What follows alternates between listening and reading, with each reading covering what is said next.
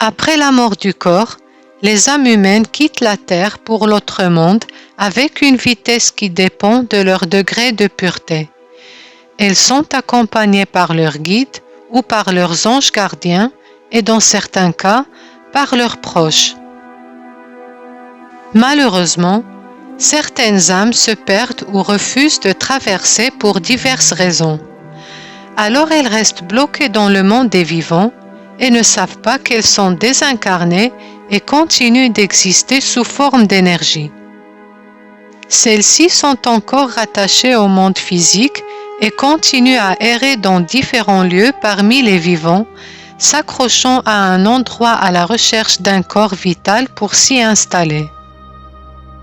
Parfois on les appelle aussi des âmes perdues, des âmes en peine, esprits désincarnés, entités ou fantômes. Ces âmes sont alors perdues, désorientées et restent avec leurs souffrances. Certaines âmes peuvent continuer d'errer durant des siècles. Souvent, il s'agit de personnes décédées subitement qui ne comprennent pas vraiment ce qui leur arrive ou des personnes victimes d'une mort avec violence où elles ont été torturées ou assassinées, ou peut-être elles sont encore dans la rancœur et veulent se venger. Peut-être qu'elles n'ont pas encore réglé un problème dans le monde physique, ou parce qu'elles ont été retenues par des proches qui refusent leur départ. Peut-être qu'elles éprouvent une culpabilité insurmontable si elles ont commis des actes répréhensibles. Peut-être qu'il s'agit d'un amour obsessionnel ou un lien fort avec un lieu, un proche ou les possessions terrestres. Certaines âmes ne comprennent tout simplement pas qu'elles sont réellement mortes et essaient de continuer à vivre comme si elles étaient encore sur le plan terrestre.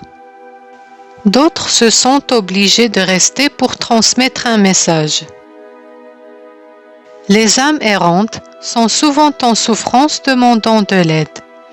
Elles cherchent réconfort, parfois parmi les personnes de leur famille ou chez une personne qu'elles trouvent sympathique.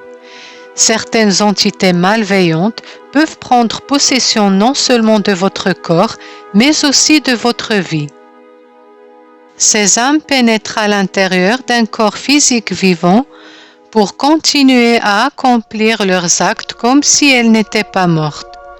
En y pénétrant, cette entité vous fait ressentir toutes ces douleurs et ces mauvaises habitudes.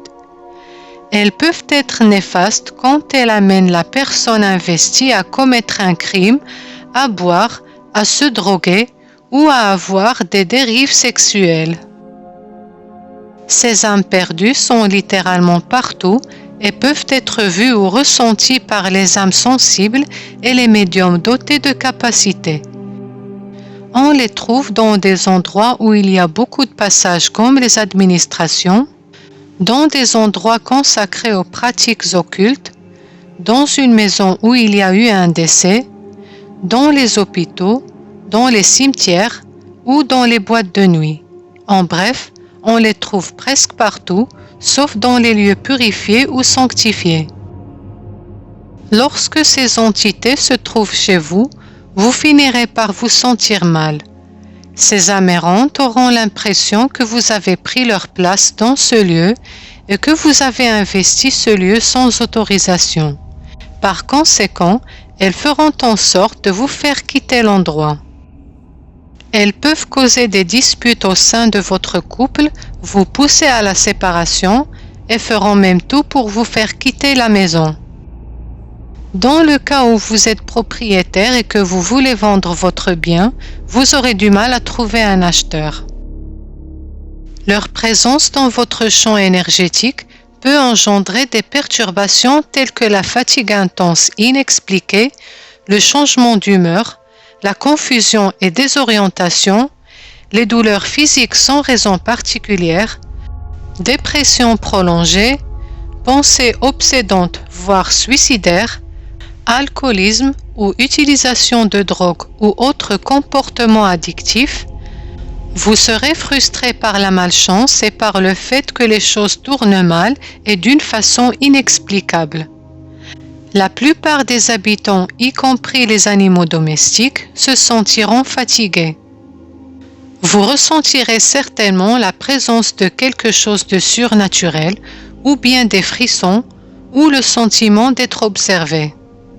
Certaines personnes ressentiront des égratignures sur leur corps ou auront l'impression d'être attaquées pendant leur sommeil. Que faire pour se libérer des âmes errantes?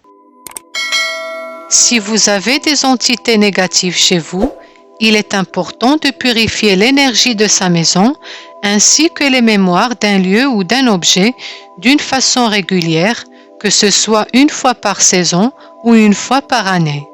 Ceci libérera les tensions énergétiques et augmentera le taux vibratoire du lieu pour ensuite donner place à une nouvelle énergie harmonieuse, saine et équilibrée. Il est également conseillé d'effectuer un nettoyage énergétique lorsque l'on emménage dans une nouvelle maison. En effet, certaines maisons conservent des souvenirs négatifs qui se répercutent sur les habitants. Ainsi, le nettoyage énergétique permet aux nouveaux habitants de vivre en paix. Évitez de visionner des films d'horreur ou de violence qui contribuent à nourrir le côté sombre de votre vie. Essayez d'éviter tous les sentiments négatifs tels que la peur, la colère, la haine, la rancœur, la jalousie, l'envie et les mauvaises pensées, que ce soit pour vous ou pour les autres. Il existe également des moyens de protection tels que la prière. La prière s'avère un moyen suffisamment efficace de protection. Elle doit se faire dans une grande concentration. Ensuite, on doit faire appel à des anges ou autres divinités protectrices. L'ancrage, de préférence en pleine nature. Il faut se mettre en position debout, les pieds au sol et les jambes légèrement écartées. Par la suite, il est demandé de respirer profondément en inspirant et en expirant. La méditation. C'est un exercice connu pour son efficacité de ressourcement en énergie et sa capacité à faciliter l'éloignement des ondes négatives. Si cette vidéo a eu du sens pour vous, je vous invite à regarder ma vidéo sur les parasites énergétiques ou les larves astrales et enfin un petit pouce en l'air pour la vidéo pour booster le référencement de la chaîne sur YouTube.